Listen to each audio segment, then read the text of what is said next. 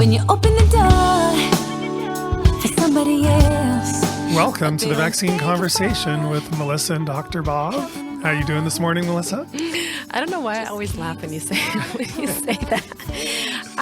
It is early. I know, it's another early show because we have a good reason this time. Yes. A very good reason. So apparently, over in the UK, they are 8 hours ahead of us. So apparently there's a thing called a time difference. So if we want to get somebody who's amazing from the UK on the show, we have to get up early, and that's what we did today. And that's what I had to say to my 3-year-old who was crying when I left this morning. He's at the door like, bye, Mommy, bye. It was so sad.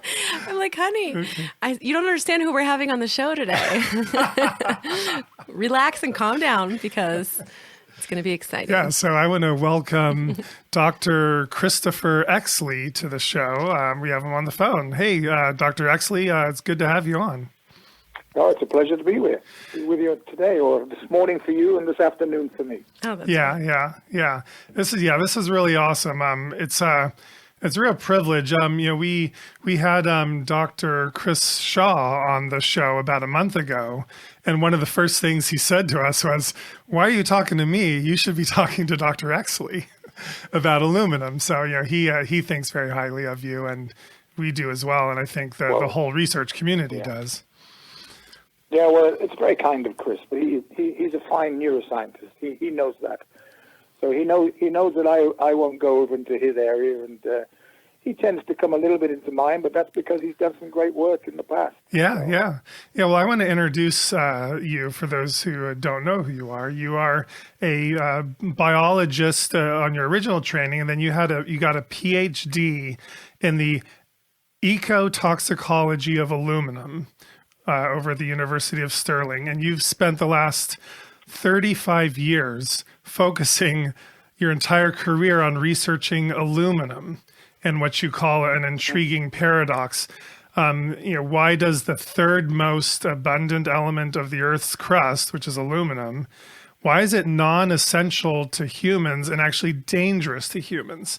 And so if anybody would know aluminum, it's you. And so today we want to talk about, aluminum in vaccines specifically and kind of get your take on that. And if anyone knows, more about vaccine aluminum, I don't know who they are because I think the entire, research community really looks to you and your expertise in this area. So I find it fantastic we get to talk to you. And just so you know, we basically did a 2-hour show, just Melissa and I talking about aluminum and sharing with our listeners everything we knew about aluminum. And then we talked to Chris Shaw for another couple hours, I think, and got his take on his life and his research world. And so now we're sort of going to extend that and kind of expand on that discussion with you. And I think, Melissa, you wanted to ask the first question?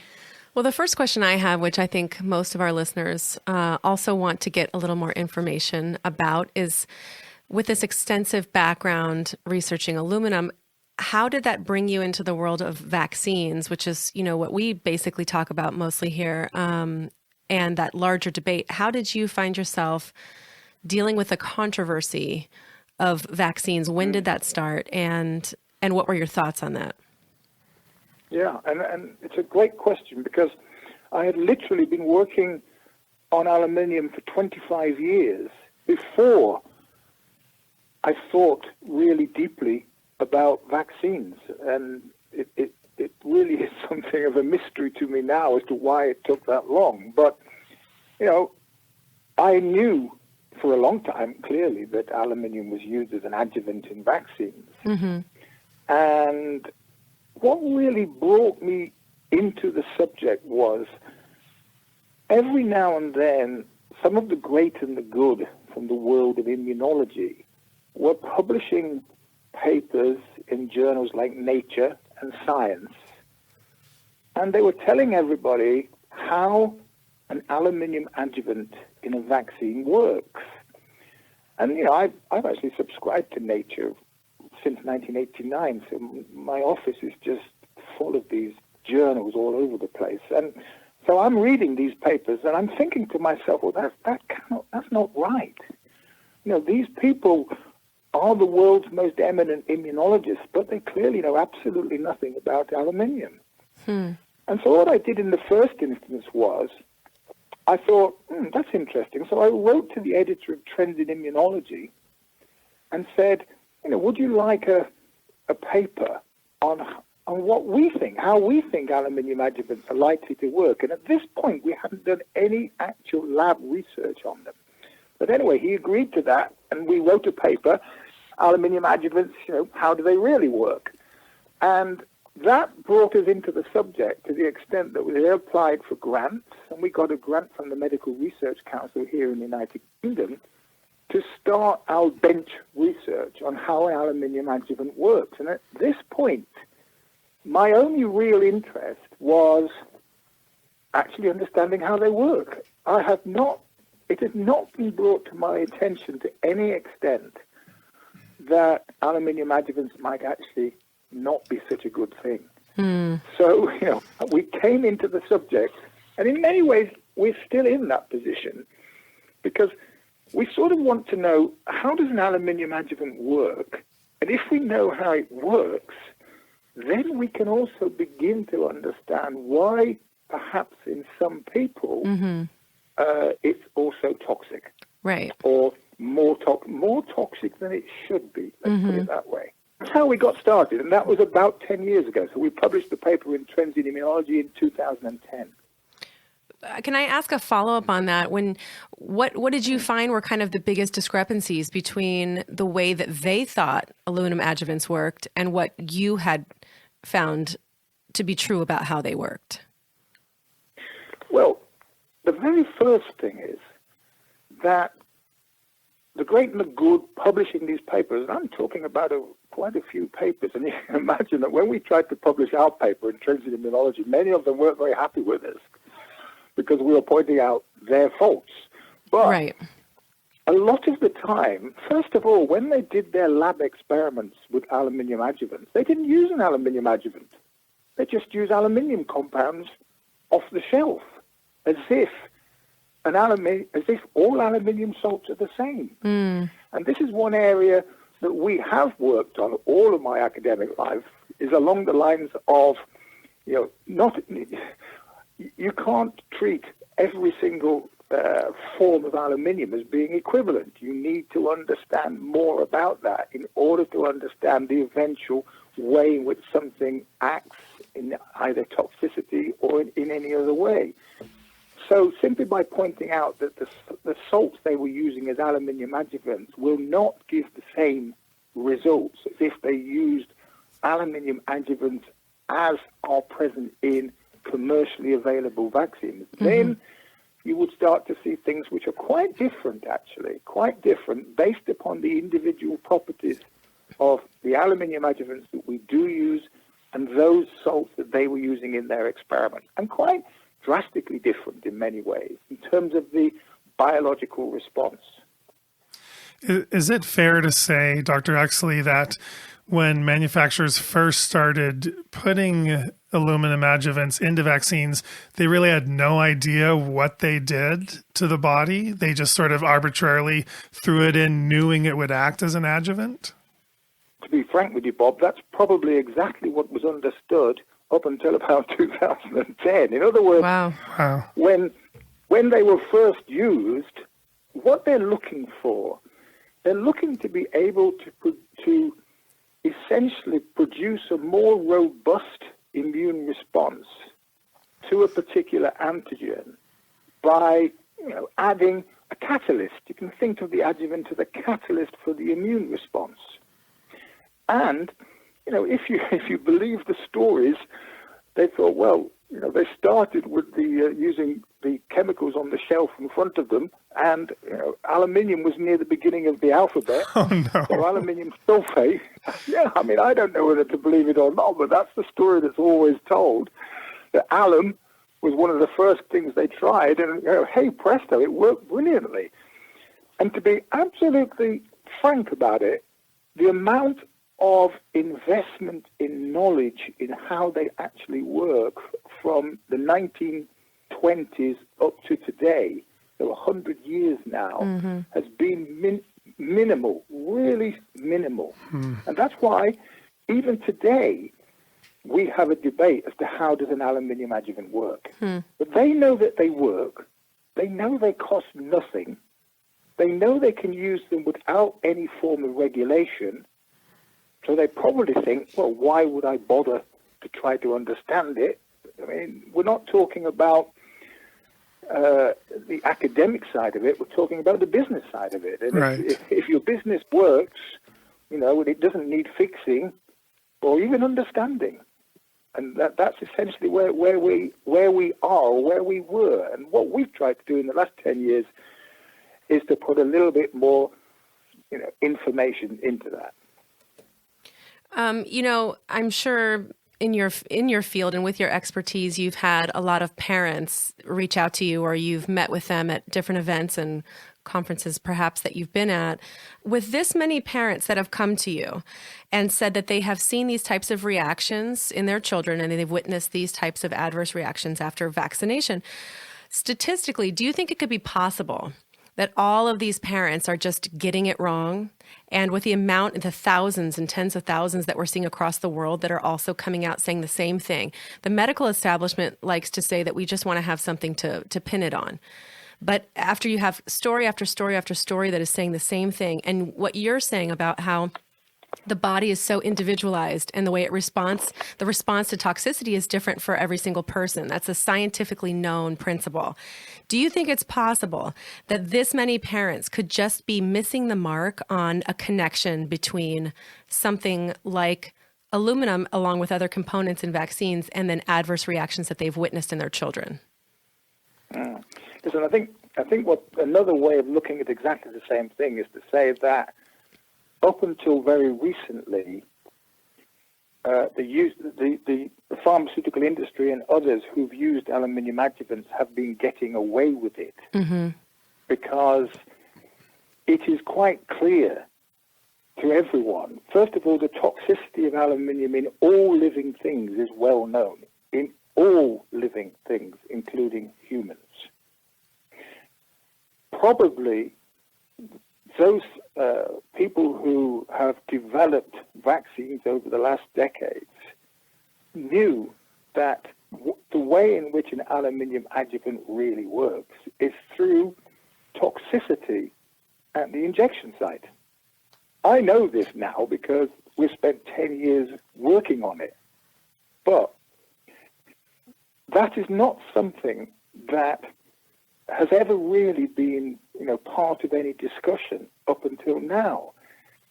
Initially, of course, they used to say that all the aluminium adjuvant does is act like they called it a depot for the antigen. So the antigen sticks on the aluminium adjuvant and there's a slow release system, and that's it. And, and this was a convenient way to describe what might be happening, and also a convenient way to ignore what we know, that is, as soon as the aluminium is injected, it is toxic at the injection site. Now, toxicity at an injection site versus, comparing that to what we hear from, as you say, thousands of individuals, thousands of parents, carers all over the world, most of those adverse reactions do not appear to be specifically to do with the injection site. And that's where we had the sort of conundrum, that's where we had, in many ways, the issue. And it was a real issue for me, actually, up until we published our research on aluminium in brain tissue in autism. Mm-hmm. And the reason why it was an issue was it just, you can work on a subject for many, many years, and you can still, not see, the wood for the trees. I did not see what could be happening with respect to aluminium in vaccines and how toxicity at an injection site could actually be translocated elsewhere in the body. Mm-hmm. But the answer became very quickly obvious to us, which is that when the aluminium adjuvant is injected, and produces the toxicity at the injection site, which you see as inflammation, a little red mark at the injection site, and hopefully no more than that in the immediacy of the vaccine. But what's happening at that point is that hundreds of thousands of cells are racing into that injection site. And many of those cells are capable of essentially eating the aluminium adjuvant, taking up particular aluminium into their cytosol, into the cells themselves. And these same cells can then carry the aluminium adjuvant anywhere else in the body. And we saw evidence of exactly this in the autism brain tissues that we investigated. We saw the same types of cells which we knew came to the injection site and ate the aluminium adjuvant. We saw the same types of cells in brain tissue in autism. Now, all of a sudden, and literally that, it was like an epiphany for me, because at that point, I'm struggling to think, how can you translate toxicity at an injection site to elsewhere in the body? And of course, there it was. It was obvious to us now that was because of essentially the way in which the adjuvants work beyond the injection site. Because the other thing, of course, that we knew was the case was that these cells, they come into the injection site, they take up the antigen, whatever it is you're vaccinated against, and they take it off to the lymph node to enable the immune response to be activated. Now, if they're taking it to the lymph node, then they're also picking up and taking aluminium to the lymph node, and they're also picking up and taking it elsewhere. So it should all have been obvious to me, Melissa, but, you know, sometimes you just need some sort of stimulus in research to bring something home to you in such a powerful way. And this understanding that I now have of another mechanism whereby large amounts of aluminium can be translocated to all areas of the body, including the brain, is forming part of much of our future research, and not only with respect to vaccines, but in other areas, including our work on neurological disease such as Alzheimer's. Mm-hmm. Does that answer the question? It does. I mean, I'm just thinking, you know, in science, like, when else in history has it been that you've seen thousands of parents come out saying one thing, and then in the end they prove that they're all wrong? They all just didn't seem to put it together. I mean, you just don't see these numbers that we see now of parents saying the same thing. And aluminum obviously is one element of what could be causing these types of toxic responses and inflammatory responses that are causing adverse events as well. But I mean, science, I don't ever see, I can't think in my lifetime, so in the last 41 years at least, I can't think of a time when I've heard of tens of thousands of parents taking to the streets to talk to their doctors, to talk to the public, to the media, to say, hey, something happened to my child. This is when it happened. I know, I witnessed this, and have the medical establishment just tell them, you're entirely wrong. It's not possible. And somehow they prove that was true. I've never seen that happen before. I can't imagine statistically that's even possible. Yeah. I mean, if we think back a little bit along the lines, I mean, what we have today, you see, if when the first few hundred or maybe even few thousand parents brought to doctors' attention the possibility that a vaccine had damaged their child, if that had happened in the 60s, I don't think it would have met with the same sort of opposition that you see today. In other words, things like thalidomide was picked up relatively early, but it still took quite a long time before it was acknowledged that this was a drug that was producing these defects in the children. But it was eventually picked up. Now, I think all we're seeing today is the power of the pharmaceutical industry, and actually, to be frank with you, behind that, the power of the aluminium industry in preventing that from taking place. So we now have an opportunity that more and more and more people will keep coming back, because these adverse events are happening. No one can deny that. Not even the manufacturers deny it. Right. You know, the main deniers of this are governments. In the United Kingdom, the only major body that denies the problems of vaccine safety is the government. Because I can go to any patient information leaflet given with a vaccine and find out all about the adverse events that vaccine causes. I can find out by going on to clinical trials databases what the percentage of adverse events in individuals is. And bearing in mind that these are all figures coming from the industry, they're going to be conservative. So the industry themselves are not the great deniers. Governments are the great deniers. Certainly that's the case in the UK, and it's probably not far away from being the case in the US. And as we've just seen recently with the World Health Organization, one of the most impotent organizations in the world, we are now seeing that, inverted commas, behind closed doors, that, even though they have been denying these sorts of issues for decades, they know all these things happen. They know that these things happen. So I guess it's just the case that because there's such a huge machinery of opposition, of denial, that we're just building and building and building the numbers, the inevitable numbers of people who are affected. And of course, those numbers are going to get worse if something isn't done about the vaccine schedule at the moment. I agree. You've talked about the National Health Service in the UK, the NHS, and they have a quote on their website: "No harmful effects have been seen with vaccines that contain an aluminum-based adjuvant." And we know that is such a completely blatantly false statement. Is the NHS kind of the equivalent of our American Department of Health and Human Services and the CDC? Are they kind of like, is that sort of the UK version of what we have here? And what are the conflicts of interest in the NHS compared to what you know about the CDC in America? Yeah, I mean, it's definitely very similar to your, Department of Health and Security. Because, I mean, the NHS is a government body paid for by the taxpayer. And so the NHS will always reiterate government policy. So you're probably aware that I've written a blog recently pointing out all this misinformation about aluminium and vaccines on the NHS website. Right. That blog was originally sent to the British Medical Journal, who refused to publish it because they said it didn't really contain anything useful for parents. And I mean, for me, this is just typical of what is happening now.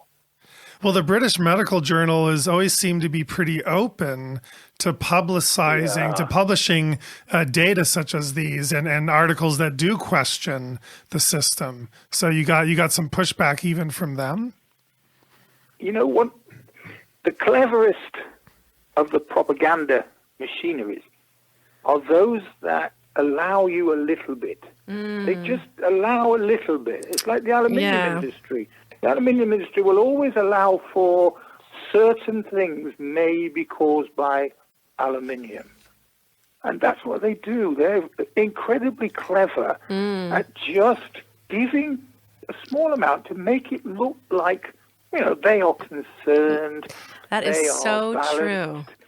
I know exactly what you're talking about. Yes. Are absolutely nowhere near like that. They are probably quite simply because of funding from pharmaceutical industries. I mean, they even have within the BMJ this big thing at the moment about the power of industry to influence medical decisions. Exactly. I read that article.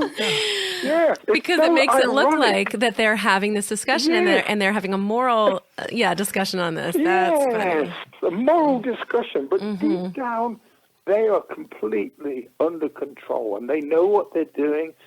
And people like myself who actually know what they're talking about, who have 200 papers to prove they know what they're talking about. They do not want to advertise me.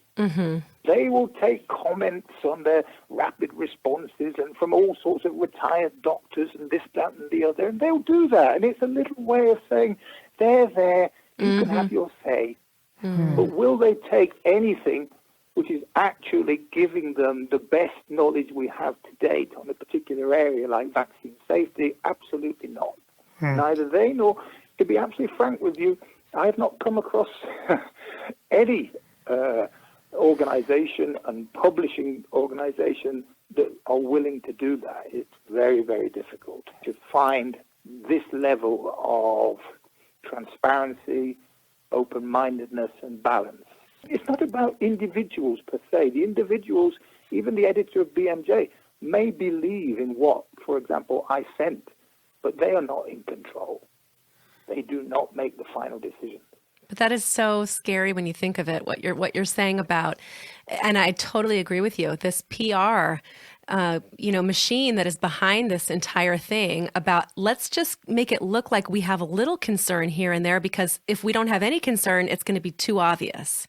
So let's look like we have just a little bit here and there, or we're looking into this, or maybe there is a little issue here, but we'll get it worked out, because then they gain the trust in the public who is aware that pharmaceutical products all have potential, downsides and side effects.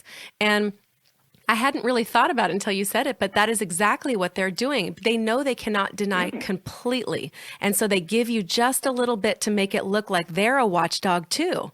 And they're really looking out for the public. And that is so dangerous that they are utilizing that to gain that public trust, when in reality, they're keeping the entire rest of the story from the public. Right. Yeah, I have that blog that you wrote, Dr. Exley, and we'll be putting a link to that on our show. I'm kind of fascinated, Dr. Exley, that you basically came to understand the dangers of aluminum based on your research. It's not that you decided one day, hey, I know vaccine aluminum is dangerous, and I'm going to now prove it in research. It's almost like you were researching how it works, and then you did more research that showed, when you injected aluminum adjuvants into the muscle, lo and behold, it shows up in the brain tissue. You almost realize it through research, which I think is a very admirable and sort of pure way to come to this understanding. Is that how it went down for you? No, you're absolutely spot on, because where did I start? I started from the premise. The question was, and I think you mentioned it, but the question is, well, the third most abundant element of the Earth's crust is aluminium. It's the most abundant metal. When you look at all the other abundant metals in the Earth's crust, they all have a biological function. So surely aluminium does. I just needed to find it. So 35 years ago, that was my quest. I wanted to find out the role of aluminium in biology. And of course, what I found out 35 years later, and now there is no question in my mind whatsoever, is that it has no role in any living thing, neither that has lived previously nor is living today, and that it is only toxic. That's a really scary conclusion to come to after all these years, because it means that we have a time bomb of aluminium in our world. That is, it's not about to go off, it is going off. And the amount of chronic disease that we see and we cannot explain, people say, Chris, you blame everything on aluminium. Well, you know what? When you've done as much detailed research as we have on the aluminium chemistry in relation to human disease and physiology, you can start to see how it can contribute to many different human diseases.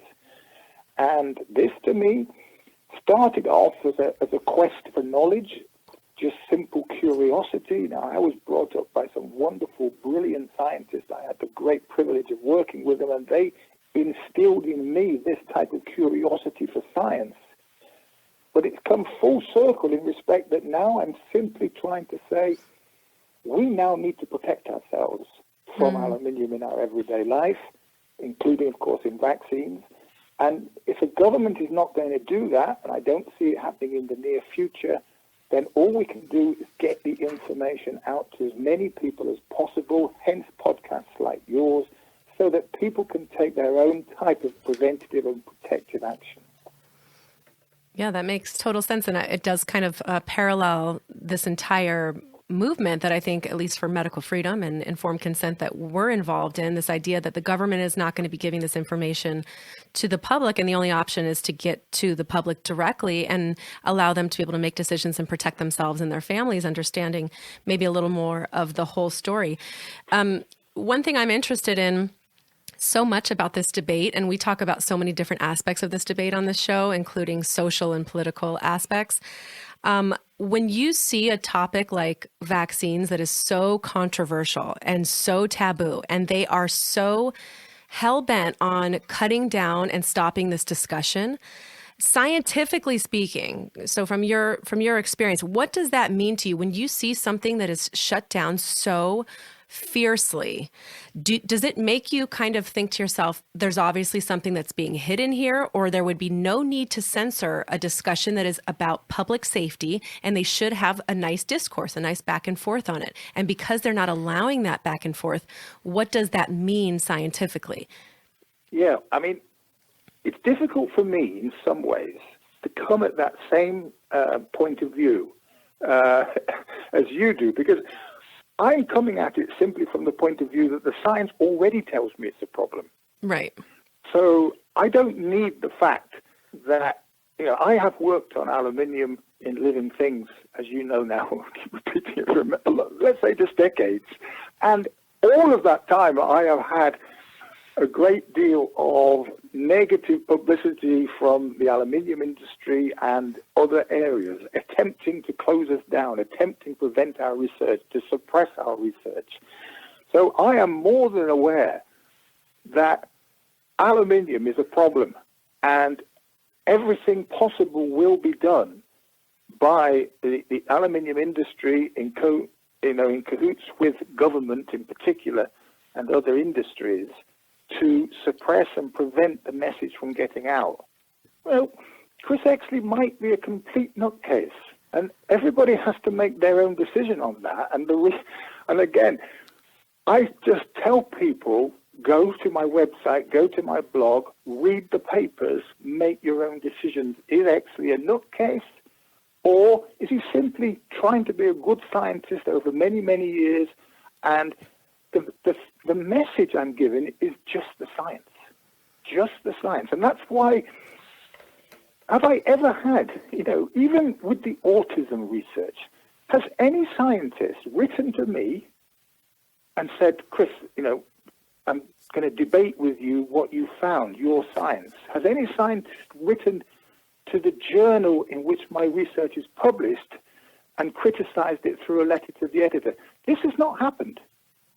So scientists know that what I'm doing is good, strong, robust science that they cannot argue with. Mm-hmm. They might not like it. They might even disagree with it. But that's a personal thing. The question is the science hard? Is it robust? Will it still probably make sense in 10, 20, 30 years? And I hope the answer to all of that is yes. And that's where I come from. So it's not, so much from the point of view of, well, it looks like there's got to be a cover-up because everybody's trying to stop it. They've always been trying to stop my research. It's been the case from the beginning, though I have to say that immediately on publishing the research on autism, it's gone to another level. Right.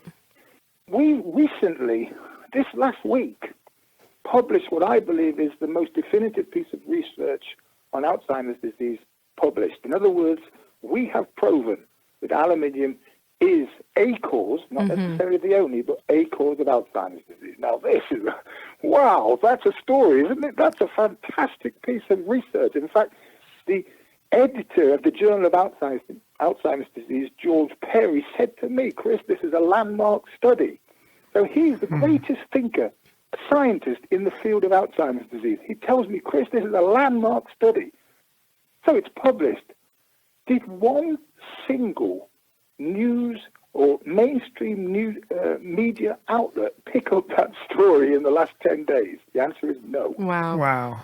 Now this is an example of the power of the aluminium industry in working with government and other to prevent this message getting out. This is incredibly incredible power. And, exactly was the same. When I presented the research of aluminium in brain tissue in autism, I gave it at a conference in Paris at the end of November 2017.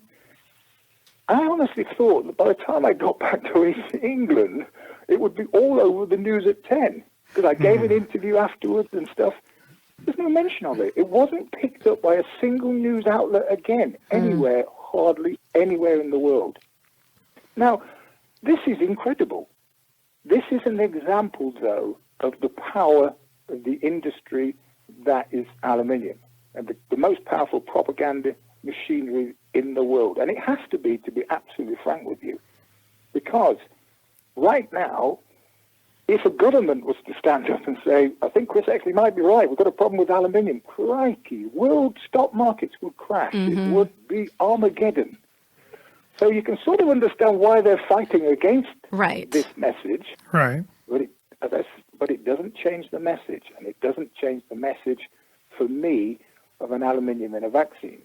I don't know whether aluminium is the sole cause of serious adverse events in vaccines, a contributor to that, but I can be absolutely certain that aluminium as an adjuvant is one of the main causes of serious adverse events, which can be up to 3% of all recipients in vaccines. This information comes simply, for example, from the clinical trials database, where you can look at Merck's studies on Gardasil. And if you just using their own data, you can see that their conservative estimate of adverse events is around 3%, and where they've actually conducted essentially the one only trial where they tested the vaccine against a simple saline solution. Right. The number of adverse events in the saline solution was 0. The number of adverse events with the aluminium adjuvant only was 3%. With the vaccine was 3%. Now, as a scientist, you look at that and say, well, that's pretty conclusive to me that what we've got here is a vaccine, probably because of its aluminium adjuvant, that is producing 3% adverse events in all recipients. I'm curious, Dr. Exley, I mean, obviously we know what the vaccine policymakers and what the government thinks about aluminum and the industry, but what happens when you talk to your fellow research colleagues that are simply looking at the pure science without an agenda? What do you hear from them? And have you actually heard positive feedback and support from hundreds of research colleagues or thousands, or are they trying to ignore this as well? First of all, if you're asking specifically about vaccine safety, there are very, very few people working in this area. Very, very few. Those that are I would say probably a little more tentative than I am, and some of them wouldn't even want others to know what they are doing.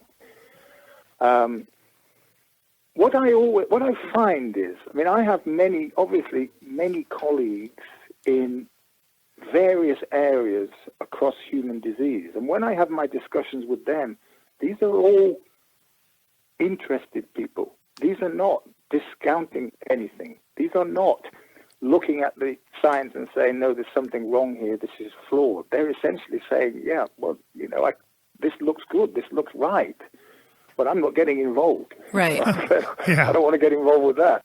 Yeah. I don't want anything to do with it, really. And you can understand why. The only reason that I have a group working this year in this area is because of philanthropy now. We cannot get research funding through the normal research councils in the US and NIH or anything like that. We cannot get it direct from government. We cannot get it from any of the major charities. I mean, charities actually actively campaign against us on their social media platforms. So that when we show, for example, the Alzheimer's Society still has on its website that the role of aluminium in Alzheimer's is a myth. Wow. So this is what they tell everybody's, and they're a major funding body for Alzheimer's disease research. So clearly, you've got no chance there. This is the type of sort of barriers that you're always up against. And outside of just, discussing aluminum and the negative outcomes with vaccines, like there's this entire other side, like you're talking about with Alzheimer's research. Are there other scientists doing the research connecting aluminum to Alzheimer's? Yes, there are. I mean, that subject, of course, is now approximately 50 years old. I mean, the first papers in that area were in the 60s. Wow. And there was quite a lot of research in the 70s and 80s. There was then a piece of research published by Nature in the early 90s, which it's clear what its raison d'etre was, which was to shut down aluminium research, and it managed to do so for quite a long time. But in the last 10 years, in addition to the research from my group, yes, there's been quite a few really quite fascinating studies. The one just published last year, the end of last year, from Scotland, looking at epidemiology, made a very strong connection between aluminium and fluoride in the diet of people and incidence of Alzheimer's disease. So, and that's getting published. So there is still work out there. It's very difficult for people. I mean, we've organized things called the Kiel Meetings on Aluminium. The first one was in 1995, and the last one was this year in 2019, where scientists from all over the world come and present their research. But the truth is that the numbers of people who are able to come and present research on aluminium toxicity in humans is going down, almost, exponentially over this period of time. I am the last group in the United Kingdom to be essentially working in this area. When I first set up the Kiel Meetings in 1995, we had 25 groups in the UK working in this area. Wow. So the suppression has been almost complete. And you can understand why. If you want to be a scientist but you can't get any grants, why would you work in an area you can't get any grants? Yeah. I'm a scientist for a completely different reason. I found a reason for my life when I came across my aluminium research. I found something to do. I found a big problem to solve, and this is what I'm going to do for as long as I am able to do so. But other people do science because they love science. I mean, yeah, of course I love science, but I don't do it for that reason. I do it because there is something to know. There is something that I need to solve. Dr. Exley, what was the finding in, give us the short version that you just published last week regarding aluminum and Alzheimer's? What was the kind of the breakthrough finding that your study found? In the field of Alzheimer's disease, one hypothesis has dominated all. It's called the amyloid cascade hypothesis. And it posits that the deposition of a particular protein called amyloid beta in brain tissue is central to the disease. And one of the reasons why this hypothesis has such credibility and so many people are working in that area is because in a very small number of people, a very small percentage of Alzheimer's disease, about 2 or 3%, there are genetic predispositions to produce more of this beta amyloid, and this is called familial Alzheimer's disease. And what happens in familial Alzheimer's disease, as you may have heard, is that people get the disease much earlier than usual. They get it in their 40s and 50s.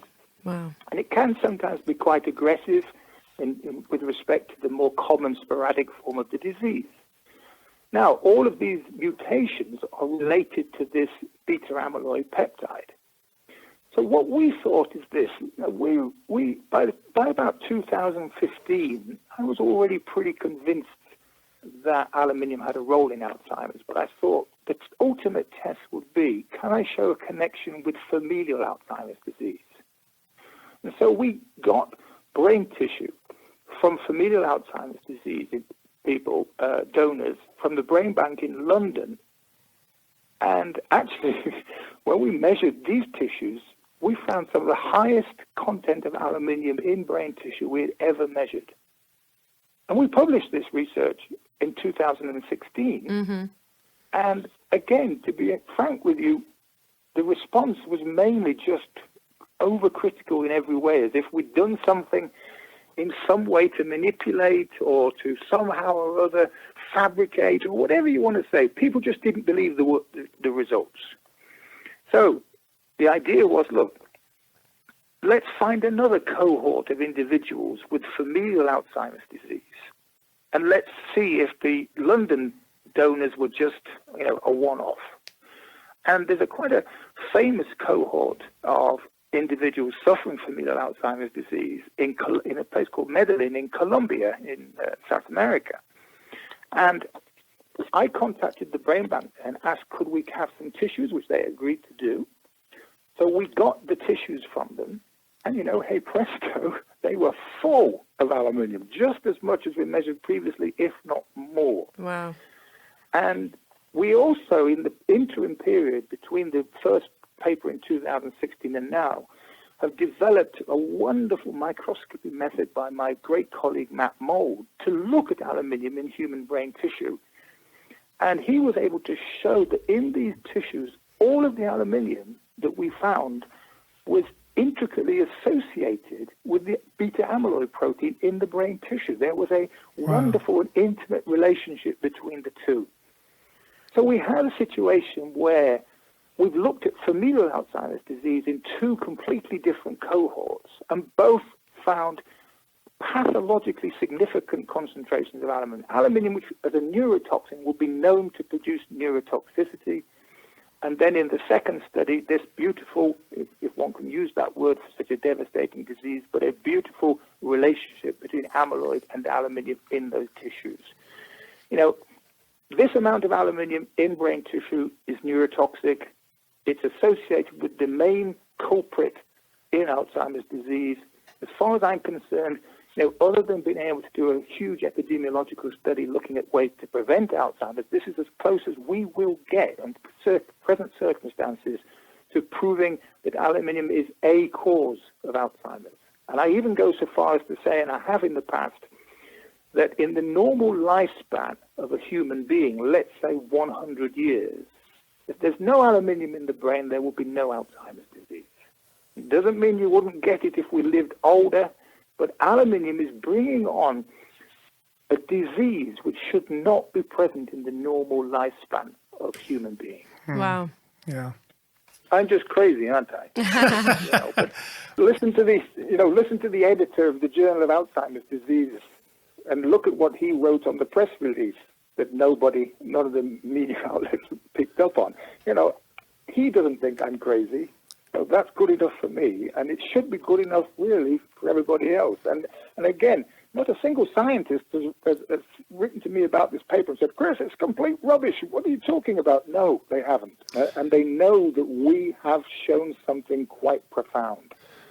If we can show unequivocally the role for aluminium in Alzheimer's disease, are we then going to put that same aluminium in a vaccine in an infant? I don't think so. Everything will change.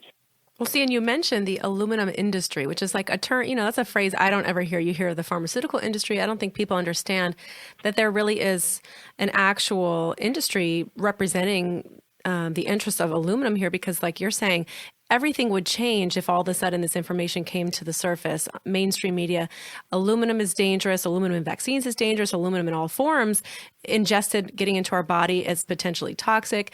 I think people don't really understand how powerful that there is of course they don't. A group of people. I mean, I've never even thought of an aluminum industry. Who is that going to be a part of the pharmaceutical industry, or is that literally going to be an entire group of people?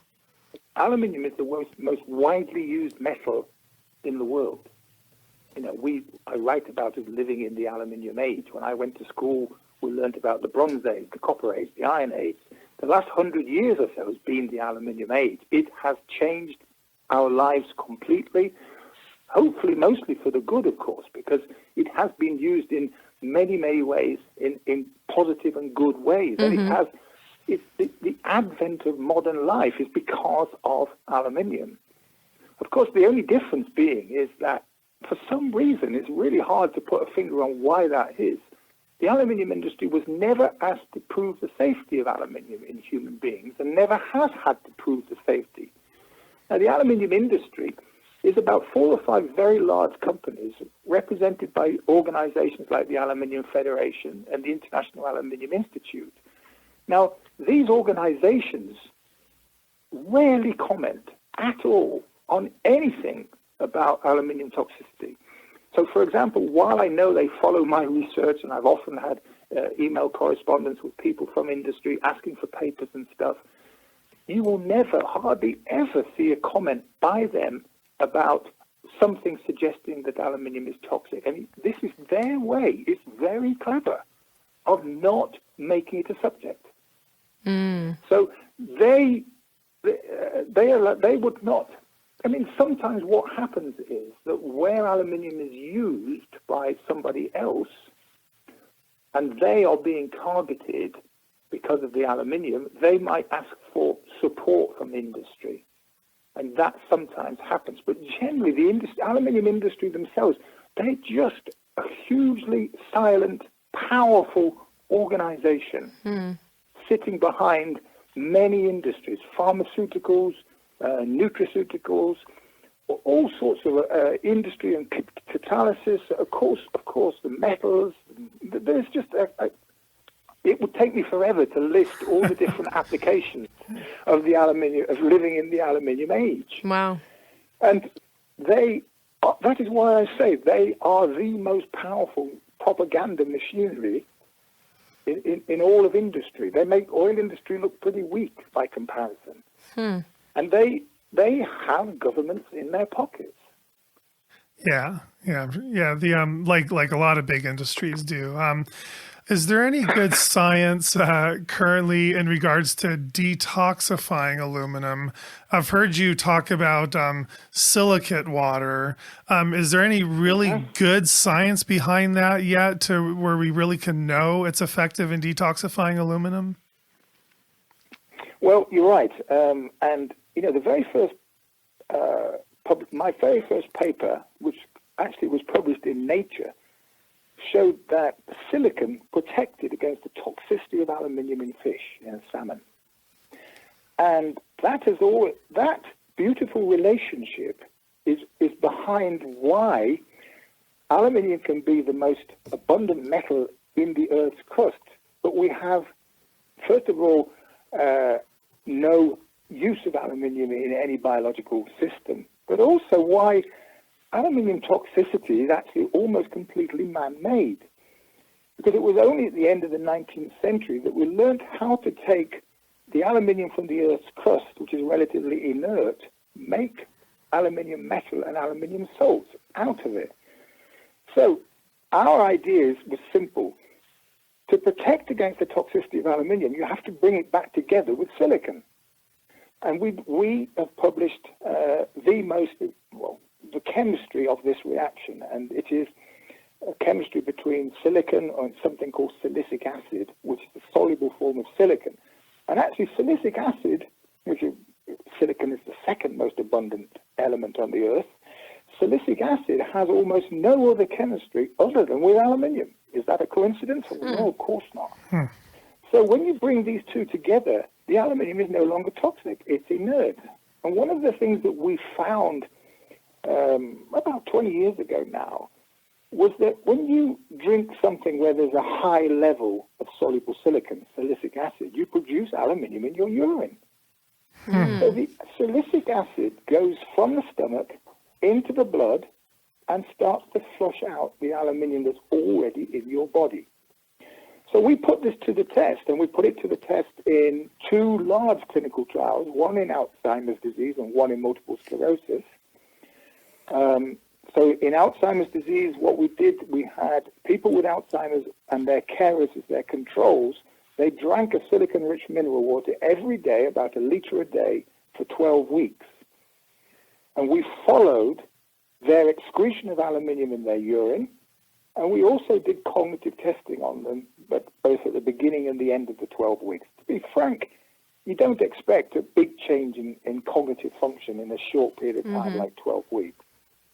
What we were able to show in Alzheimer's disease was, yes, we could show aluminium being removed from their body, and also, along with that, in 20% of the individuals, the people with Alzheimer's who participated in the study, we showed clinically relevant improvements in their cognitive function in just 12 weeks. So this, also published in the Journal of Alzheimer's Disease back in 2013, again, when we did this piece of research, I was convinced that I would be able to go then and get funding for a major clinical trial using a silicon-rich mineral water to help remove aluminium from the body and potentially protect people from Alzheimer's disease. Could we get that funding? No, we could not. Absolutely impossible. And I'm still unable to get it. And we've done a similar study in multiple sclerosis, exactly the same period of time, 12 weeks in terms of how long they've been drinking the water for. We're again able to show a massive excretion of aluminium in these individuals. But in that study, we weren't able to do any cognitive testing. So we only got the fact that you can definitely get aluminium out of the body, in the body in people with MS. And does that change if you increase the amount of the water, like if it were 2 liters or 3 liters a day over that same 12 weeks? Well, this has never been tested.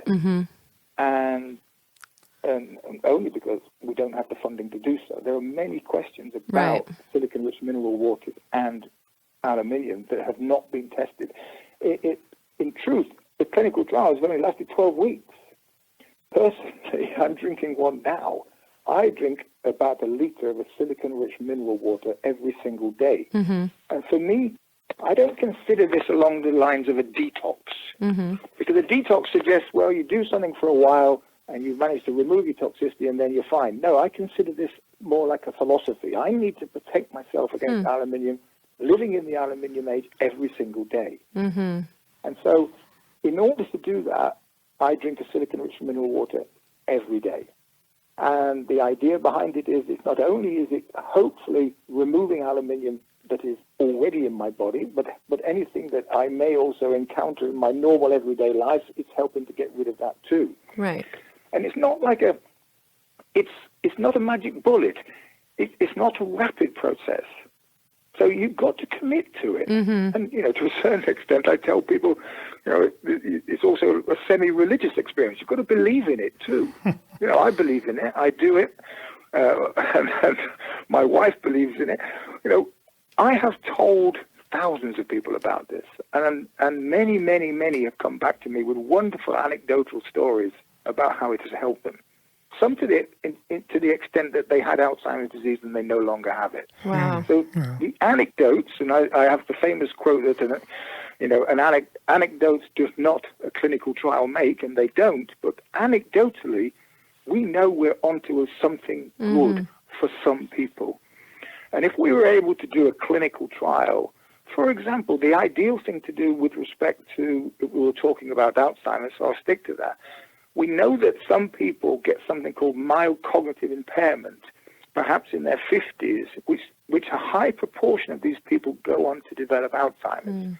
What if we were able to put these people onto a silicon-rich mineral water there and then for whatever time it takes and then follow whether or not they develop Alzheimer's or not? And I'm going to put myself on the line and say they will not develop Alzheimer's disease.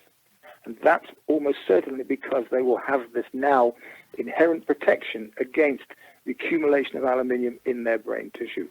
We want to do that trial, but none of the normal organizations will ever fund that. We need a philanthropist to fund it, someone who perhaps has the same belief that I do.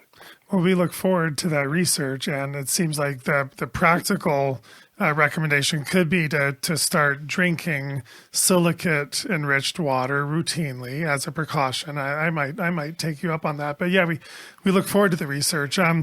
We're gonna wrap things up, Dr. Exley. It's been awesome. I mean, I feel like I could spend 3 or 4 hours talking to you about this, but we want our listeners to be able to reach out to you. We'll put a link to your your organization's website, your Keele University website page on our podcast. We'll put a link there. Thank you. I know. I mean, on your website, you have your organization's email, so you don't mind if people reach out to you with questions. No, please do. Give them my email, because that's the best way. And we have something called a research update list, which has several thousand names on it.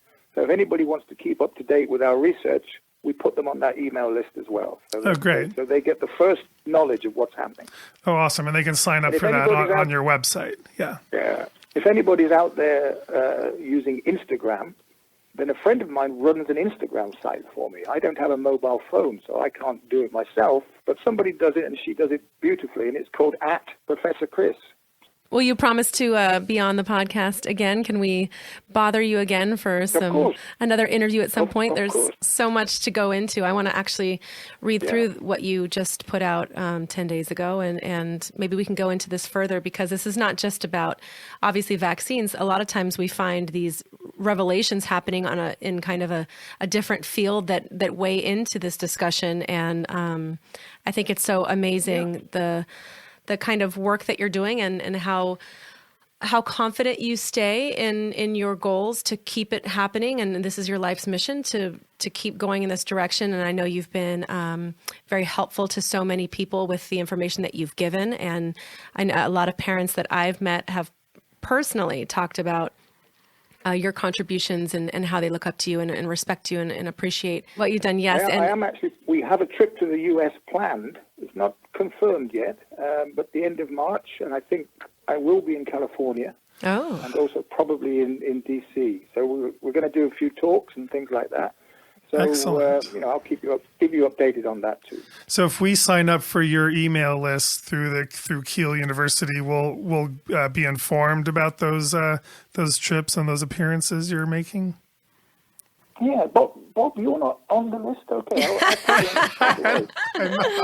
I thought you were on it already, so maybe you're not. So I'll put you on that straight away. As soon as we finish this call, I'll get you on the list. Well, thanks. And then Melissa, if you want to be independently, just send me an email. So I have your email. I'll put you on it too.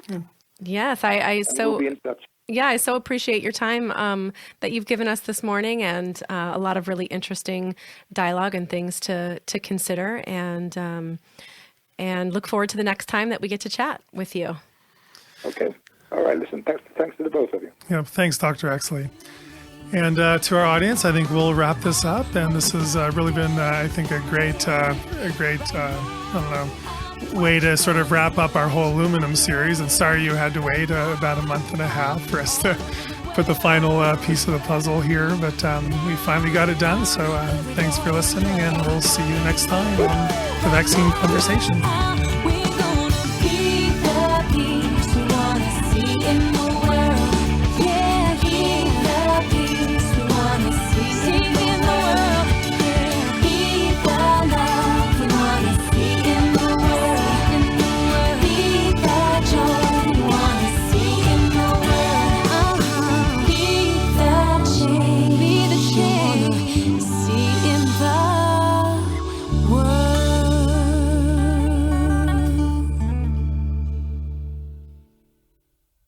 The information in this podcast is for entertainment purposes only. It is not intended as medical advice. Always consult your healthcare professional for information on vaccines and infectious diseases.